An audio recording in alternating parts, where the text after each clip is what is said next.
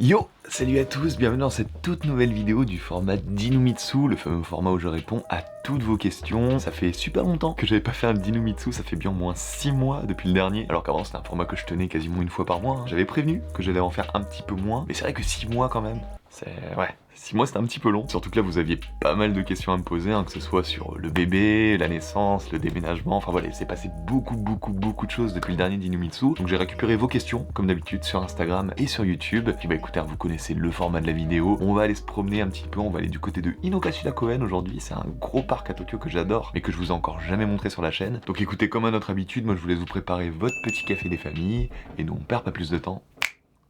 C'est parti.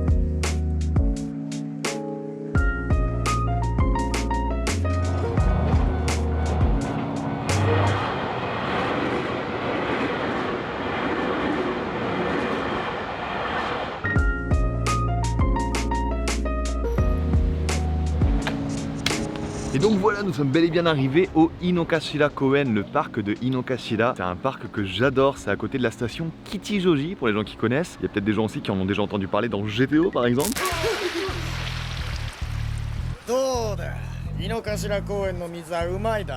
C'est vraiment un endroit que j'adore, c'est tout à l'ouest de Tokyo. Je vais vous montrer un petit peu plus d'images, on va aller se promener dedans un petit peu, vous allez voir, c'est vraiment magnifique. Mais avant tout ça, écoutez, on va essayer de se trouver un petit endroit chill pour s'asseoir et je vais commencer à répondre à vos questions.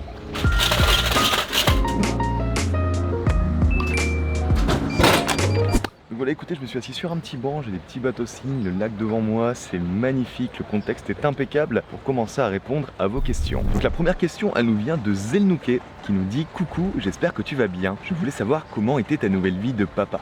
Tu as l'air d'être une personne super sensible et douce, j'imagine qu'il y a eu plusieurs larmes au cours des derniers mois. Qu'aimerais-tu nous partager de cocasse, touchant ou drôle depuis que tu es papa? Plein de bonheur et que tous vos rêves se réalisent. » Écoute, déjà merci beaucoup Zelnouké pour ton message qui est plein de good vibes, vraiment, c'est trop gentil, merci beaucoup. Et du coup, comment est ma nouvelle vie de papa? C'est vrai que je vous avais laissé dans le dernier d'Inumitsu sur plein de doutes en fait que j'avais sur la future naissance à l'époque de ma petite fille. Et du coup voilà, depuis elle est née le 26 décembre, un jour après Noël. On pensait qu'elle arriverait le jour de Noël et au final elle est arrivée un jour après. Beaucoup des doutes que j'avais se sont pas mal dissipés au final depuis qu'elle est arrivée, je vais pas vous mentir. Elle est incroyable, elle est magnifique, elle sourit tout le temps, elle est calme, elle est tellement calme, je vous promets. Elle sait avoir un petit peu de caractère quand il faut, mais de manière générale non, c'est vraiment un bébé exceptionnel. Au final, là où je me posais pas mal de questions sur est-ce que je vais réussir à être un bon papa, est-ce que je vais savoir m'en occuper comme il faut, etc. Bah, je me suis rendu compte qu'une fois qu'elle est là, t'as plus le temps de te poser ces questions en fait. Je pense qu'à partir du moment où t'essayes de faire les choses bien, ce sera pas toujours parfait, il y a plein de choses qu'on connaît pas, il y a plein de choses qu'on ne maîtrise pas, il y a plein de choses qu'on découvre au fur et à mesure. Mais voilà, à partir du moment où t'essayes de bien faire, bah t'y arrives. Ça m'a beaucoup fait du bien, au contraire de son arrivée. Je me rends compte vraiment, cette année 2023, je l'ai démarré avec un petit bébé dans les bras. Là en plus on a la nouvelle maison maintenant et tout. C'est vraiment incroyable et je suis le plus heureux des hommes d'avoir une femme exceptionnelle et un bébé exceptionnel. Et sinon en ce qui concerne les petites anecdotes cocasses, alors je vous avoue je me suis pas mal cassé la tête et essayé de trouver quelque chose d'intéressant. En première anecdote que je pourrais vous raconter, déjà il y a le chat à la maison qui avait un petit peu peur du bébé au début. Genre il savait pas trop, il avait pas l'habitude forcément, c'était un nouvel être comme ça qui débarquait à la maison. Et au final là ces derniers temps, la petite elle commence un petit peu à attraper des objets, elle commence voilà à être un petit peu plus dégourdie avec ses mains tout ça. Et là maintenant en fait elle le caresse. Alors il y a des moments où elle lui chope l'oreille, elle lui chope les poils. Mais au final le chat, bah, je pense qu'il comprend que c'est un petit bébé et puis il se laisse un petit peu faire. Et du coup c'est super beau à voir en fait, vraiment cette espèce de petite relation qui se crée entre le chat et la petite. C'est vraiment cool, c'est vraiment trop mignon. Sinon à part ça, qu'est-ce qu'il y a comme épisode drôle? On a voyagé il y a pas longtemps, on a fait le premier voyage avec la petite, on allait du côté de Hakone. Et moi je voulais en profiter pour essayer de faire peut-être une vidéo voyager avec un bébé au Japon. Et je me suis rendu compte que là à l'heure actuelle c'est pas possible. Genre quelque chose par exemple que je voulais checker avec cette vidéo là, c'est est-ce que c'est possible de se déplacer avec une poussette partout? La réponse c'est oui et non, parce qu'il y a des endroits, dès que tu rentres un peu dans la pampa, à la poussette, soit elle ne passe pas, soit il n'y a rien pour... genre on est tombé sur des gares où c'était uniquement des escaliers, et pas les petits escaliers où t'as 5 marches, non, des escaliers de 30 marches où t'as pas d'autre choix que de porter la poussette, tu vois. C'était assez rigolo. Enfin voilà, pour répondre une dernière fois à ta question, écoute, autant Fanny que moi, vraiment, on est très contents de notre nouvelle vie de parents au Japon. C'est vraiment exceptionnel, la petite nous le rend bien aussi. Enfin voilà, dans tous les cas, on est très heureux en tant que parents, ça c'est sûr. Ensuite, prochaine question, elle nous vient de Alice Jackin 225. Hello Mitsu, j'adore tes vidéos, merci pour ce beau contenu, c'est moi qui vous remercie encore une fois. Quel est ton moyen de transport préféré au Japon? De mon côté, j'adore vraiment le train en France et je me demandais si tu avais un train trip à me conseiller pour le Japon si tu t'y connais. Je pense que je me rapproche pas mal de toi parce que mon moyen de transport préféré, je pense que c'est le train aussi. Surtout qu'au Japon, encore une fois, le train, il est extrêmement développé. C'est un bonheur de voyager en train au Japon. C'est-à-dire que, bon, souvent les gens ils connaissent le Shinkansen, là oui, c'est tout beau, c'est tout propre, le truc il est à l'heure et tout. Mais même dans les trains du quotidien, quand tu prends le métro, quand tu prends le tram, t'as les rush hour où t'as tout le monde qui comme ça serré comme des sardines. Ça c'est peut-être pas le meilleur moment et t'es peut-être pas trop à l'aise quand tu dois prendre le train à cette heure-là. Mais de manière générale, si tu retires les rush hours, c'est génial vraiment. Là par exemple récemment j'ai rencontré Zach Nani, j'ai rencontré Yas, j'ai rencontré Joël, j'ai rencontré voilà, pas mal de streamers qui sont à Tokyo actuellement. Ils disaient mais quel bonheur de voyager en train dans Tokyo. Et moi de mon côté bah pareil, 12 ans après, je kiffe toujours autant me balader en train dans Tokyo. Même sur un long trajet, quand j'ai 1 heure de train, je me pose tranquillou, je sors mon Kindle, je lis un petit peu. Donc ouais, je pense que le train c'est peut-être mon moyen de transport préféré. Mais comme vous avez pu le voir dans l'intro de cette vidéo, un de mes autres moyens de transport préférés maintenant, c'est aussi le vélo. Mais quel bonheur de se déplacer en vélo dans Tokyo, c'est incroyable. Surtout quand t'as un van move, parce qu'il faut savoir que le Japon c'est beaucoup de montagnes, qui fait que même à l'intérieur de Tokyo, t'as beaucoup de pentes, beaucoup de montées, beaucoup de descentes. Avoir un vélo électrique comme un van move qui te permet de prendre les montées plus facilement, c'est vraiment génial. Donc, si jamais vous avez l'occasion de venir déménager ou même venir juste visiter Tokyo, n'hésitez pas à peut-être essayer de prendre un petit vélo de location, quelque chose comme ça, que vous déplacer en vélo dans Tokyo, je vous promets. C'est un véritable bonheur. Ensuite, prochaine question nous vient de Margotine qui nous dit Coucou Mitsu, on parle assez peu du niveau de vie au Japon. Est-il assez inégal? Les prix ont-ils augmenté comme on peut en entendre parler? Cela pourrait-il impacter la découverte du pays en tant que touriste? Merci de ton retour. Alors personnellement, le niveau de vie à Tokyo, est-ce que les prix ont augmenté, tout ça? Alors oui, forcément, quand tu regardes les chiffres en soi, et c'est les chiffres qui parlent le plus, il y a une inflation qui existe comme partout. Sauf que le modèle économique japonais, et je suis pas un expert en la question, donc je vais pas essayer de vous faire un cours d'économie, c'est pas du tout le but. Le modèle économique japonais fait que l'inflation se ressent moins. J'ai pas l'impression, en tout cas moi, de le ressentir de ouf. Peut-être il y a des gens qui le ressentent beaucoup plus que moi, je sais pas, c'est peut-être mon mode de vie aussi qui fait que je le ressens pas trop. Mais j'ai pas l'impression, voilà, qu'au Japon on ait vraiment une inflation qui nous a mis une grosse claque dans la tête, on est en mode bon Dieu, notre pouvoir d'achat est détruit. On l'a pas autant que dans d'autres pays en tout cas. Il y a certains trucs qu'on a vu ces derniers temps où le prix augmentait, par exemple on a vu que McDo avait pas mal augmenté ses prix, on avait pris un plus 50, plus 60 yens je crois sur certains burgers, des trucs comme ça. Tous les gens qui mangent de Mac, ils étaient affligés de voir que les prix avaient augmenté. On a pu voir aussi d'autres augmentations comme les paquets de clubs, les trucs comme ça. Bon, moi je suis plus fumeur, donc je m'en bats un peu les couilles, je vais pas vous mentir. Mais voilà, de manière générale, j'ai pas l'impression que la hausse des prix ait eu un impact énorme sur le pouvoir d'achat général au Japon. Et rapidement, pour répondre à ta deuxième question, est-ce que ça va vous impacter vous en tant que touriste? Oui, mais dans le bon sens. Là, ce qui se passe au Japon en ce moment, c'est que le cours du yen, il est en train vraiment de chuter, mais on n'a pas vu ça depuis super longtemps. C'est-à-dire que là, au moment où je vous parle, je check, on est actuellement à 1 euro pour 151 yens. C'est incroyable, vraiment, c'est un taux qu'on n'a pas vu depuis très longtemps. Donc là, non, au contraire, si vous venez au Japon, tout va vous coûter moins cher. C'est même le meilleur moment, je pense, pour venir au Japon en ce moment, au niveau vraiment du taux du yen. Moi, je vous avoue, j'ai ma société en France, du coup, pour gérer YouTube, etc., qui fait que j'ai un compte français sur lequel j'ai de l'argent. Et donc là, par exemple, ces derniers temps, pour payer la maison, etc., je vous avoue, j'étais très content de pouvoir payer avec ma carte française. Le rat. Discret, prudent, intelligent. Tout m'a coûté beaucoup moins cher. Quand dans la vidéo du déménagement, je vous expliquais que ça m'a coûté 15 000 balles, ça m'a coûté 15 000 balles avec le taux actuel. En temps normal, ça m'aurait coûté, je pense, 20 000 balles au moins. Alors forcément, pour l'économie japonaise, la situation, elle est vraiment pas ouf, hein. C'est un peu une situation de crise, on va pas se mentir. Mais pour vous, en tant que touriste, faut dire les choses, en ce moment, bah c'est extrêmement avantageux. Attends, on va changer un petit peu d'angle pour que vous voyez un petit peu plus le lac derrière. Voilà, je pense que là on doit être pas mal. Alors prochaine question, elle nous vient de David Falcon qui nous dit Hello Mitsu, tout d'abord j'adore tes vidéos, elles me font toujours passer un super moment. Encore une fois merci beaucoup les gens, quel honneur, vous me régalez. As-tu des futurs projets dans le milieu de la musique ou cela fait-il partie de ton passé maintenant que tu es très occupé par tout le reste? La musique, pour les gens qui débarquent et qui ne le savent peut-être toujours pas, moi je suis musicien là-bas. Je suis toujours signé dans le label Chaos, qui est le label de mon meilleur ami Yoshio. C'est vrai que depuis que j'ai lancé cette chaîne YouTube, au final, j'ai jamais réussi à retrouver le temps de me poser tranquille et de composer et de sortir des musiques, etc. Là, la dernière que j'ai sortie, c'était fin 2020. Ça remonte à 2 ans, bientôt 2 ans et demi. Et c'est vrai que voilà, j'ai jamais réussi à retrouver le temps de me poser pour refaire de la musique, alors que la musique, c'est tout pour moi, vraiment. C'est la musique, c'est ça qui me fait vibrer. La musique, c'est ça qui m'a poussé à réaliser beaucoup de mes rêves, encore une fois. Et je suis assez triste au final de me rendre compte que j'ai plus le temps d'en faire aujourd'hui. Mais par contre, est-ce que j'ai totalement abandonné la musique? Bah pas du tout. Je vous avoue que j'espère secrètement pouvoir me reposer tranquillement, pouvoir retravailler avec des amis musicaux, pouvoir vous ressortir des chansons, etc. Là, le fait d'avoir déménagé dans le centre, je vous avoue, ça va pas mal m'aider dans le sens où j'ai tous mes potes musiciens qui habitent à côté de chez moi maintenant. Donc ça, c'est cool.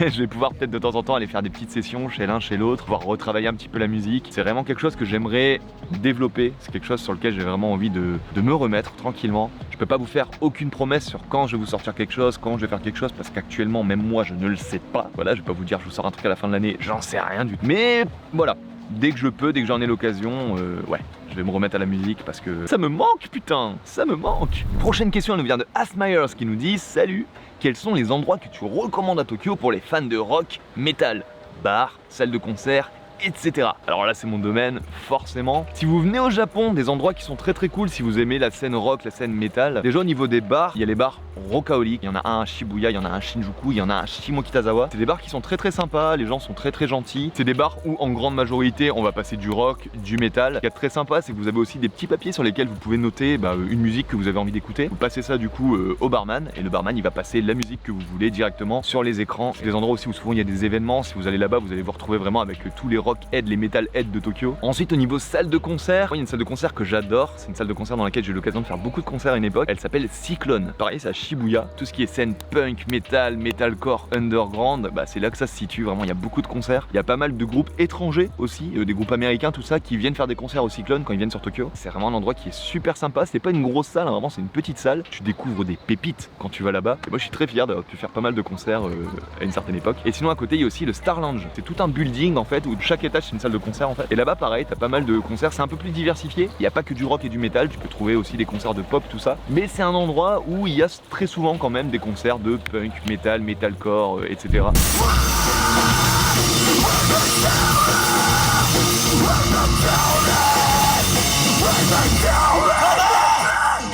Même si des groupes que vous connaissez pas, n'hésitez pas à tenter. Des fois vous pouvez découvrir des trucs de fou. Et du coup voilà mes petites recommandations. Et sinon un dernier endroit que je vous laisse comme ça, alors là vraiment c'est pépite, c'est ma secret place. C'est-à-dire que si vous allez là-bas, c'est pas impossible que vous me croisez de temps en temps. C'est un endroit qui s'appelle le Kokoro Dokoro, anciennement le Rock no Kokoro. Et là-bas c'est la famille. Voilà, je connais tout le monde, ça fait 10 ans que je connais les gens qui sont là-bas. Si jamais vous venez sur Tokyo et que vous cherchez un bon bar où c'est chill, où il y a de la bonne musique, où les gens sont gentils, n'hésitez pas à passer au Kokoro Dokoro. Surtout qu'ils en ont besoin hein, avec le Covid, voilà, ils ont pas mal subi le Covid. Donc si vous pouvez aller les soutenir quand vous venez à Tokyo, allez boire un petit verre là-bas, discuter avec eux. Vous dites que vous venez de la part de Mitsugi, ils seront très très contents. Mais du coup voilà, pour mes petites recommandations au rock à Tokyo, j'espère que j'ai pu répondre à ta question.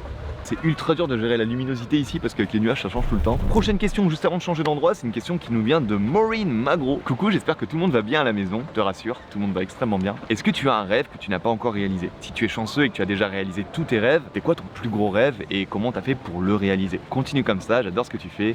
Des bisous à ta petite jolie famille. Écoute, déjà merci beaucoup pour ton message qui est adorable, vraiment c'est trop mignon. En ce qui concerne mes rêves, alors je t'avoue mon plus gros rêve, et celui-là pour le coup je l'ai réalisé, c'est d'être venu vivre au Japon. En fait, quand j'étais petit vraiment, j'imaginais pas un jour pouvoir vraiment vivre au Japon. J'en avais très envie, j'en rêvais tu vois, mais jamais je me suis dit je vais partir au Japon à mes 19 ans et 12 ans après je serai encore là-bas en train de parler à 150 000 personnes de mes voyages au Japon. Non, vraiment c'est quelque chose que je n'imaginais pas, c'était mon plus beau rêve et je suis extrêmement content, extrêmement heureux, extrêmement fier d'avoir pu réaliser celui-là. Là je me dis waouh, ça fait 12 ans que j'habite à Tokyo, c'est n'importe quoi tu vois, c'est un grand délire. Donc ce rêve là voilà, c'était certainement mon plus grand rêve. C'est à part ça, est-ce qu'il y a un rêve que je n'ai pas encore réalisé? Peut-être ouvrir ma société au Japon par exemple. J'aimerais bien créer une société d'audiovisuel où je pourrais voilà, en plus de YouTube, comme moi j'aime faire de la vidéo à la base, faire voilà des choses beaucoup plus professionnelles dans le milieu audiovisuel. Ça c'est quelque chose dont je rêve depuis très longtemps. Pour l'instant je suis un peu bloqué, mais je t'avoue que ouais, le jour où j'ai la possibilité d'avoir un visa permanent ou un visa qui me permet de réaliser ce rêve là, de réaliser ce projet là, je vais me jeter corps et âme dedans et je pense que je vais le faire parce que vraiment j'en ai trop envie. D'un côté de ça, il y a quoi? Il y a la musique aussi, j'en parlais un petit peu tout à l'heure. Aller plus loin en tant que musicien, ça c'est un rêve à part entière aussi. C'est un rêve que j'ai jamais réalisé concrètement concrètement, mais voilà, c'est quelque chose que j'aimerais potentiellement approfondir. Donc voilà des choses donc, que j'ai envie de faire, forcément il y en a plein, tu vois. Je pourrais dire aussi j'aimerais bien avoir un deuxième, un troisième enfant avec Fanny, tu vois, ça c'est un rêve à part entière aussi. Donc voilà des choses que j'ai envie de réaliser, il y en a plein, et je pense que je vais juste y aller au fur et à mesure en fait. Encore une fois, moi je suis un petit peu team canne à pêche, tu vois, c'est je balance 4 hameçons en même temps, je regarde là où ça mord, et puis je fonce, tu vois. Donc si j'ai une possibilité pour faire mon entreprise, je vais foncer dessus, si j'ai une possibilité pour faire de la musique, je vais foncer dessus, et je vais voir où ça m'amène dans tous les cas. Enfin voilà, dans tous les cas, j'espère que j'ai pu répondre à ta question. Sur ce, écoutez, maintenant ce qu'on va faire, c'est qu'on va se promener un petit peu dans le parc. Voilà, je vais vous faire un petit b-roll avec pas mal d'images de tout ce qu'on trouve ici, parce que vraiment ce parc est encore une fois magnifique, c'est un de mes parcs préférés à Tokyo. Et on se retrouve juste après pour continuer de répondre à vos questions.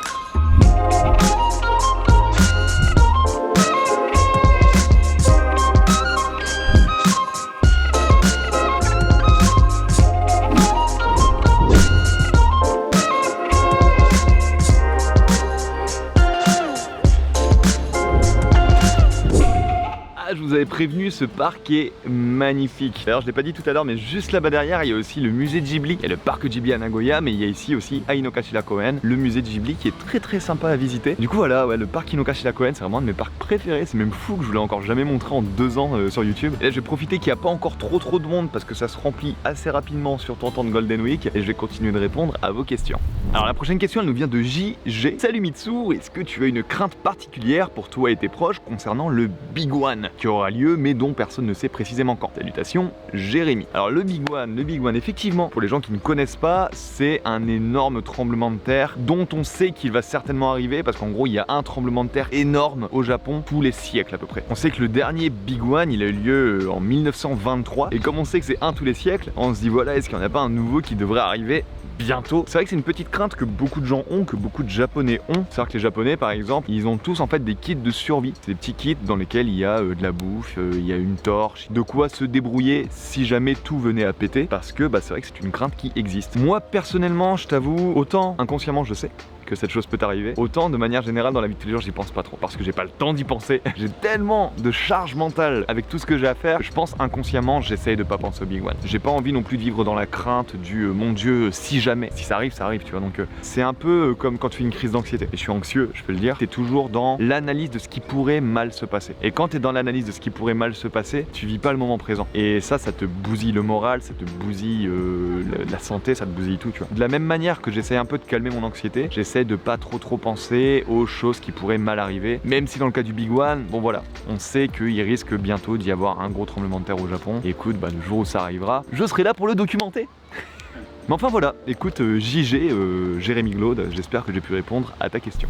Ensuite, prochaine question, une question très intéressante qui nous vient de Nausicaa Paolucci. Hello, question bébé, comment vous êtes-vous organisé avec Fanny pour la garde de votre fille vis-à-vis de vos travails? Existe-t-il un congé parental? Alors question très intéressante, et je sais plus si on en avait parlé dans la vidéo qu'on avait fait avec Fanny en début d'année pour vous parler de la naissance de la petite, tout ça. Mais donc en gros Fanny actuellement elle est effectivement en congé maternité. Le congé maternité, comment il fonctionne au Japon? Tu as d'abord un premier congé maternité qui démarre un peu avant que ton enfant y naisse jusqu'à un peu après que ton enfant soit né. À partir de là en fait tu as le vrai congé maternité qui se met en place. Pendant les 6 premiers mois, l'État il va te reverser à peu près 67% si je me trompe pas de ton salaire, et toi tu auras le droit de travailler 10% de ton temps de travail habituel. Et ensuite à partir des 6 mois du bébé, là l'État il va te reverser 50% de ton salaire habituel, et toi tu as le droit de travailler jusqu'à 30% de ton temps de travail habituel. Donc là Fanny elle est pile là dedans actuellement. Normalement elle va commencer à retravailler un petit peu avec Ici Japon très bientôt. Mais du coup voilà, il y a le congé maternité au Japon, il y a aussi le congé paternité. Il existe le congé paternité, mais il y a très peu de gens, surtout les salariés qui le prennent parce qu'il y a cette soi-disant mauvaise image de si tu prends trop de vacances c'est pas bien, etc. C'est de moins en moins vrai. Encore une fois, souvent quand on parle de ce genre de généralité au Japon, c'est des choses qui touchent les générations de nos darons et au-dessus. Moi quand je vois les gens qui ont plus notre âge, les gens qui ont la vingtaine, qui ont la trentaine, les papas ils se privent pas de prendre leur congé paternité.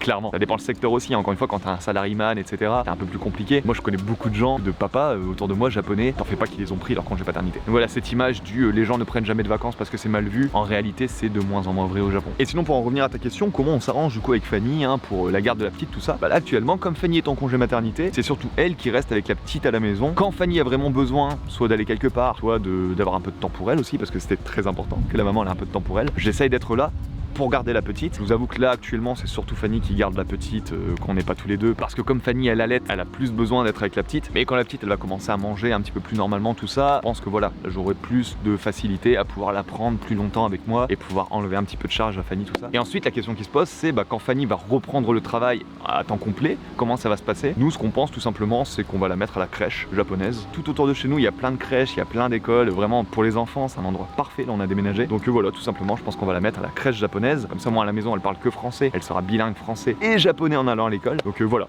dans tous les cas c'est comme ça qu'on a prévu de s'arranger. Peut-être que ça va changer dans le futur, ça va dépendre. Dans tous les cas on va s'adapter à comment les choses évoluent. Mais donc voilà, écoute Naosika, j'espère que j'ai pu répondre à ta question. Ensuite, prochaine question qui est une question assez rigolote, celle-là je l'aime beaucoup. C'est une question de Samuel Matembera qui nous dit: salut à toi Mitsu, c'est la première fois que je t'écris un message alors que je te suis depuis le tout début. Ah, on voit les vrais qui sont là depuis le début, force à toi. D'ailleurs, n'hésitez pas à me dire un petit peu dans les commentaires depuis quand vous me suivez. Est-ce que c'est assez récent? Est-ce que vous êtes abonné vraiment au début de la chaîne? N'hésitez pas à me le dire, ça m'intéresse en vrai. Je voulais savoir, vu que tu parles beaucoup de taille, si c'est toi le plus grand en taille dans le groupe Tev, Louis, ici Japon, etc. Et si le fait d'être grand au Japon t'a apporté plus d'avantages que d'inconvénients, ou l'inverse? Ah, c'est une question qui est assez rigolote. Effectivement, c'est moi le plus grand. De très peu, hein, vraiment. Je veux dire, entre Tristan, Tev et moi, je pense qu'on est à peu près kiff-kiff. Moi, je fais 1m87. Je crois que Tristan et moi, on fait à peu près la même taille. Tev, lui, je crois qu'il fait 1m85, si je me trompe pas. Tous les trois, on est un peu kiff-kiff. Je dépasse Tristan un petit peu d'une tête. Enfin, moi, j'ai des cheveux.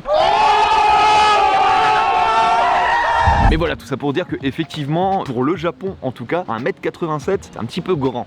On fait partie des grands de la classe. Et donc, est-ce que le fait d'être grand, ça m'a apporté des inconvénients ou des avantages? Je t'avoue un peu des deux. Qu'au niveau des avantages, dans le travail que je fais en tant que modèle, être grand, c'est plutôt une bonne chose, c'est plutôt bien vu. Et qu'il y a pas mal, voilà, de boulot où ils demandent des gens qui ont entre 1m85 et 1m90. Donc moi, je rentre pile dedans, donc ça c'est pas mal au niveau des boulots de modeling, tout ça. Autre chose de très sympa aussi quand t'es grand, c'est que quand tu prends le train et qu'il est bondé, t'as la tête au-dessus des autres. Ça, je t'avoue, en pleine rush hour, ne pas avoir la tête sous les aisselles des gens, c'est banger. Mais sinon, à part ça, non, je vois pas trop de trucs positifs particuliers sur le fait d'être grand. Par contre, au niveau des inconvénients, là il y en a pas mal. Déjà les fringues, forcément, quand t'es grand et maigre, souvent les seuls fringues qui vont t'aller, ça va être des trucs genre XL, XXL. Le problème c'est que c'est des choses aussi qui taillent extrêmement large. Ou alors tu te retrouves, genre par exemple moi souvent j'ai des problèmes avec les chemises. Les chemises elles m'arrivent là. J'ai pas de chemise qui arrive jusqu'à mon poignet. À chaque fois ça m'arrive là, c'est horrible. Sinon autre chose aussi un petit peu chiant quand t'es grand, c'est que souvent les maisons japonaises, elles sont assez basses au niveau des portes et tout ça. D'ailleurs vous avez été beaucoup dans les commentaires quand j'ai présenté ma maison à me le signaler, à me dire mais Mitsu, combien de bosses tu te fais par jour vu la taille de tes portes? Avant de voir les commentaires, je m'en rendais même pas compte. Je suis tellement habitué au Japon à devoir baisser la tête quand je passe une porte que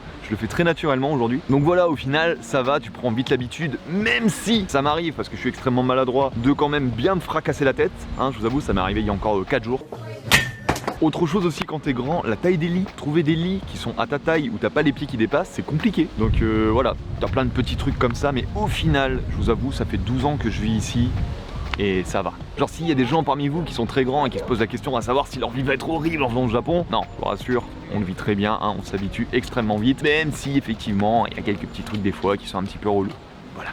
Ensuite une question de Monsieur Khan, je suppose. Salut Mitsu, vu que tu es bilingue japonais mais que tu es un gaijin, est-ce que ça t'est déjà arrivé d'entendre des japonais parler de mal en toi ou se foutre de ta gueule en pensant que tu ne les comprenais pas? Alors ça c'est une question qui est assez rigolote aussi et je t'avoue que non, pas du tout. Et c'est même plutôt le contraire qui se passe la plupart du temps. C'est-à-dire que des fois je vais aller dans des endroits et il va y avoir des gens qui ne savent pas forcément que je parle couramment japonais et qui vont parler en moi, mais la plupart du temps c'est plus en bien. C'est genre quand je passe avec ma caméra, il y a des gens qui passent qui disent est-ce qu'il est youtubeur, qu'est-ce qu'il fait, etc. Ou juste même, je vous avais raconté quand je travaillais à l'aéroport Charles de Gaulle par exemple, mon travail c'était littéralement de guider les japonais dans l'aéroport, sauf que c'était pas écrit sur mon front que je parlais japonais et donc les deux jeunes filles que j'ai rencontrées à l'aéroport, elles savaient pas que je parlais japonais, elles étaient en mode oh là là, il est plutôt bel homme et tout, tu vois, genre elle était en train de me régaler et tout. Et quand je suis allé les voir en leur disant vous avez besoin d'aide, voilà, elles étaient devenues toutes rouges et tout. Donc ouais, c'est plus dans ce sens-là. Les japonais sont pas très critiques. C'est très rare, je pense, qu'un japonais il passe à côté d'un gaijin et qu'il parle en mal du gaijin. Ou alors, vraiment, c'est si par exemple, je sais pas, t'es dans le train, tu parles extrêmement fort, tu fais un peu chier le monde et t'as les japonais qui sont saoulés à côté. Là, peut-être que tu vas avoir un petit Xo gaijin qui va passer, ça peut arriver, mais gratuitement. Genre juste un gars comme ça qui va t'insulter gratuitement en pensant que tu parles pas japonais. Franchement, en 12 ans de Japon, ça m'est jamais arrivé. Mais enfin voilà, dans tous les cas, écoute, pour répondre une dernière fois à tes questions, est-ce que je me suis déjà fait insulter dans le dos en pensant que je ne parlais pas japonais? Bah non, pas du tout. C'est même plus souvent le contraire qui se passe.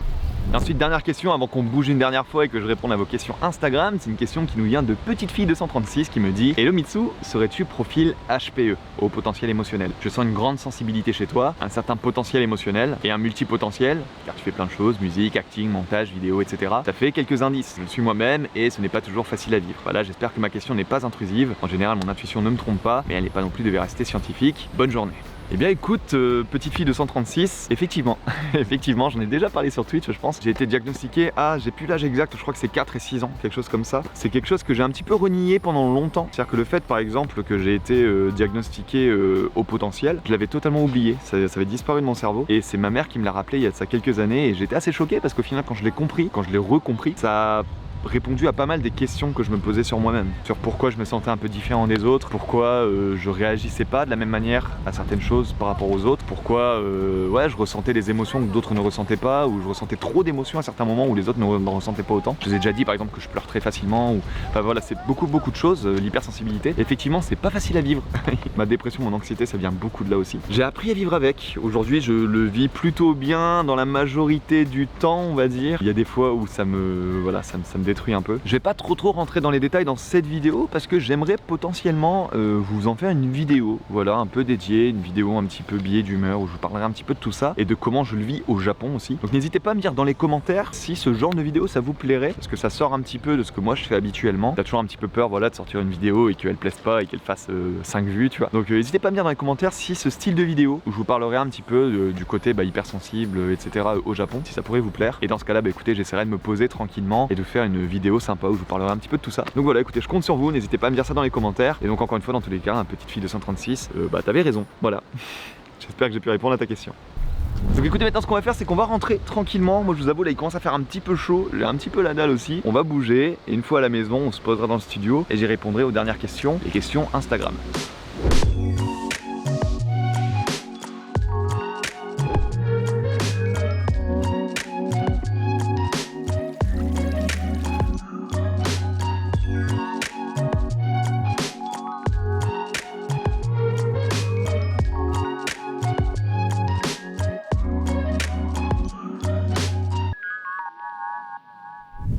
Et sur ce, écoutez, nous sommes bel et bien retournés au studio. Alors la réalité c'est qu'on est le lendemain.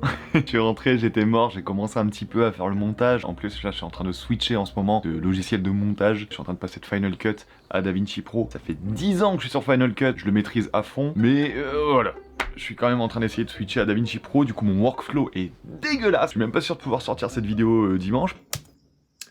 Effectivement. Je mets trop de temps à monter ma vidéo. Mais enfin voilà, écoutez, on est bel et bien retourné au studio, on est chill, et maintenant on va répondre aux questions Instagram, sur lesquelles on va aller un petit peu plus vite, parce que les questions Instagram, il y en a pas mal, il y en a beaucoup. Alors première question, elle nous vient de Lafargue Jade, qui nous dit: pourrais-tu nous donner la signification de ton prénom avec les kanji s'il y en a? Alors effectivement, mon prénom japonais Mitsugi, j'en avais déjà parlé, c'était dans le Dinomitsu numéro 6, si je me trompe pas. Mais depuis forcément, on a pris à peu près 100 000 abonnés, hein, donc il y a des gens qui le savent peut-être pas forcément. Donc Mitsugi, ça s'écrit comme ça en japonais. Et le premier kanji signifie la lumière, et le deuxième il signifie la justice. Voilà, tout simplement. Et pourquoi Mitsu et pas Mitsugi? Bah tout simplement parce que la plupart des étrangers au Japon qui m'appellent, ils m'appellent plutôt Mitsu que Mitsugi. Et donc quand j'ai lancé cette chaîne pour un public français, je me suis dit que Mitsu c'était plus sympa, ça sonnait plus amical aussi, et donc voilà, c'est pour ça que cette chaîne je l'ai renommée Mitsu. Tout simplement.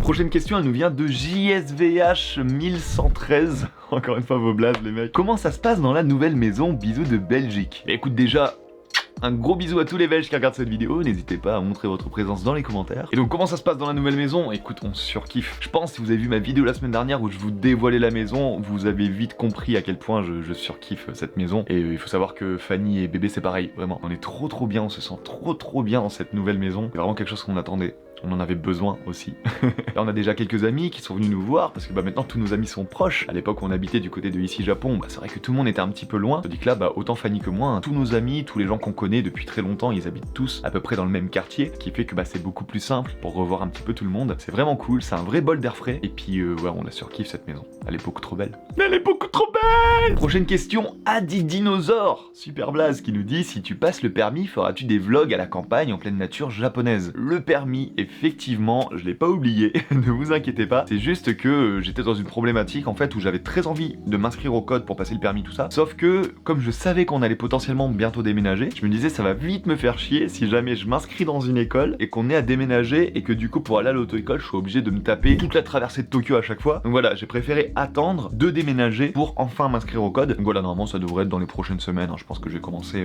à aller voir un petit peu ce qui est autour de chez moi pour m'inscrire et pour enfin passer mon permis de conduire. Oui! Et pour en revenir à ta question, est-ce qu'une fois que j'aurai ce fameux permis de conduire, je vais faire des vidéos, vlogs dans la campagne et tout? Carrément. Ce que j'expliquais dans la première question de la vidéo tout à l'heure, quand on a voyagé avec bébé, on s'est vite rendu compte de la difficulté que ça pouvait être quand t'as pas de voiture et que tu vas à la campagne au Japon. On était juste là avec la poussette, à essayer de prendre le train, à essayer de prendre le bus, etc. Ça peut vite devenir compliqué, surtout qu'il y a pas mal d'endroits dès que tu vas un peu à la campagne où tout ferme à 19h, tu vois. Et quitte à avoir une voiture, je pense que oui, je vais en profiter pour aller dans des endroits où je suis encore jamais allé et pour vous faire des petits vlogs, des petites vidéos, des trucs comme ça. Ne vous inquiétez pas, c'est prévu, c'est quelque chose que j'ai très envie de faire, mais pour l'instant, il faut passer le permis.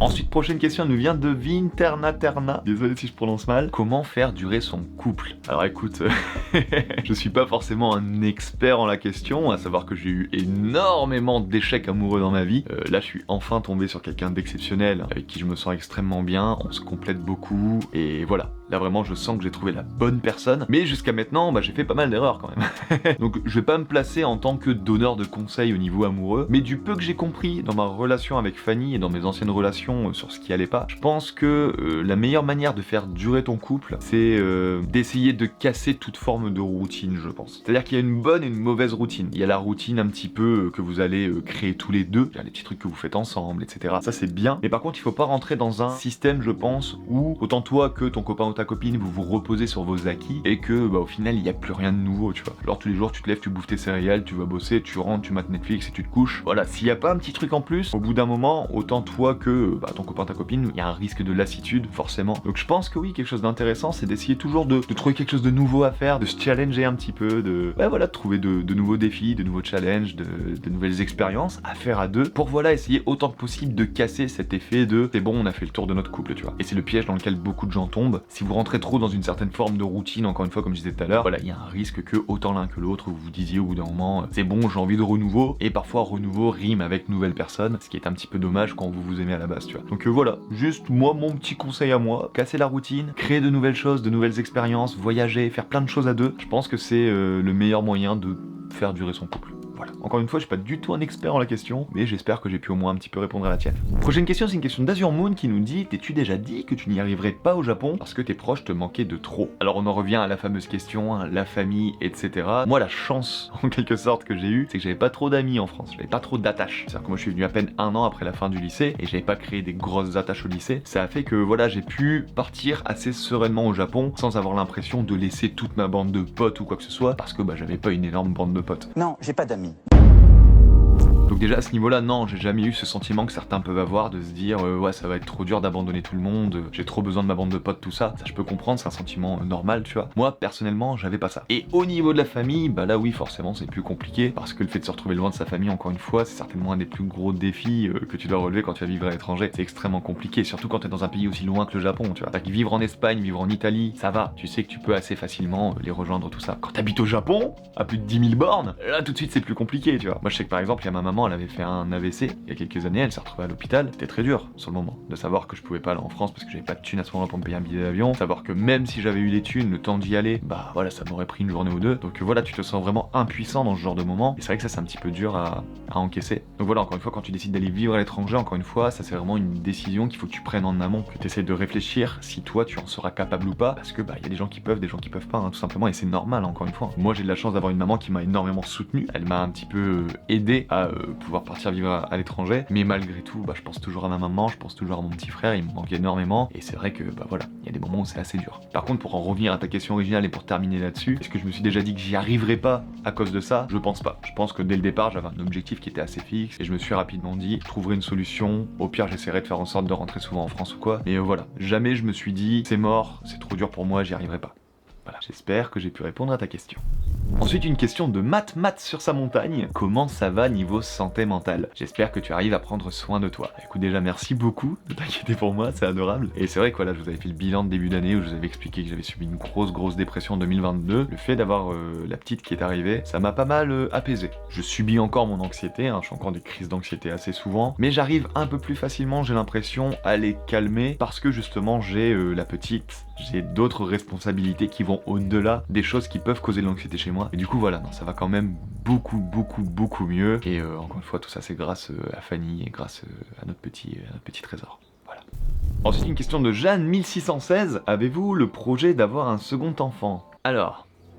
oui, oui, on aimerait bien. Il y a des gens qui m'ont posé la question d'ailleurs à savoir si Fanny était déjà enceinte du prochain. NANI? Alors, je sais pas ce qui vous a fait penser ça, vraiment, je sais pas du tout, mais non, pour l'instant, Fanny, elle est pas enceinte, on s'occupe déjà de la petite, voilà. Mais est-ce qu'on a envie d'en avoir un second, voire même un troisième par la suite? Oui, en vrai, quand on avait commencé à discuter du fait d'avoir potentiellement un enfant avec Fanny, tout de suite, on s'était dit que 2, voire même peut-être 3, ça pourrait être sympa. Dans tous les cas, c'est dans les plans, je pense qu'un jour, d'ici quelques années, on fera un petit frère ou une petite sœur à notre petit trésor. Mais pour l'instant, voilà, les gens qui se posent la question, non, vous inquiétez pas, Fanny, elle est pas encore enceinte, voilà. Calmez-vous, c'est bon, y a pas de problème, ça va. Ensuite, Widmask qui nous dit une rencontre avec les abonnés au Japon de prévu. Alors là pareil, c'est quelque chose que j'aimerais vraiment mettre en place, une rencontre abonnée au Japon pour les gens qui sont sur Tokyo. Donc tous les gens qui regardent cette vidéo qui sont potentiellement sur Tokyo, on va dire entre mai et juin, n'hésitez pas à m'écrire ça en commentaire que je puisse voir à peu près le nombre de gens qu'il y a. Je vais peut-être d'ailleurs en faire une story prochainement sur Instagram aussi pour vraiment essayer de calculer ça au mieux. Et puis ouais, ça pourrait être super cool de rencontrer un petit peu toute la commu qui est à Tokyo, parce que des fois j'en croise certains dans la rue et je me dis que ouais, ça pourrait être super sympa de boire un petit verre tous ensemble, de discuter pour voir un petit peu vos têtes à vous aussi. Donc voilà, n'hésitez pas à me mettre ça dans les commentaires. Et si vous me followez toujours pas sur Instagram, n'hésitez pas à le faire parce que voilà, je risque de faire une petite story dans les prochaines semaines pour mettre tout ça en place. Voilà. Ensuite, prochaine question de Odera Koto qui nous dit coucou Mitsu, est-ce qu'on peut espérer te voir en France un jour pour un événement? Alors, on reste dans les événements, dans les rencontres abonnées, tout ça. Je suis en train de travailler actuellement sur un projet de Japan Expo cette année. Comme vous le savez, j'avais prévu de faire Japan Expo l'année dernière, sauf que Fanny tombe enceinte, etc. Donc là je suis en train de bosser avec des gens qui potentiellement peuvent m'avoir même un petit stand à Japan Expo, tout ça. Donc voilà, je vous tiens au courant, mais c'est pas impossible que d'ici 3 mois, là, Japan Expo, on puisse se voir tous ensemble, petite dédicace, petite photo, on va pouvoir discuter et tout. Ça va être trop cool, je suis trop pressé de vous voir. Donc voilà, potentiellement rendez-vous cet été à Japan Expo. Et sur ce, écoutez, on arrive à la dernière question, c'est une question de DMX Mode. Après tant d'années au Japon, as-tu trouvé l'astuce pour passer l'été sans se liquéfier?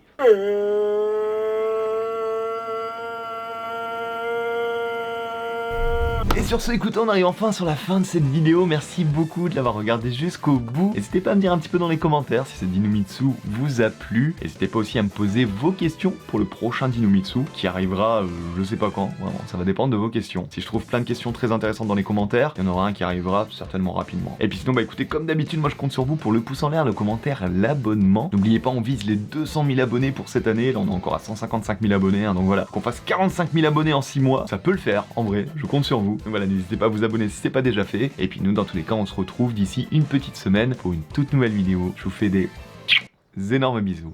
C'était Mitsu.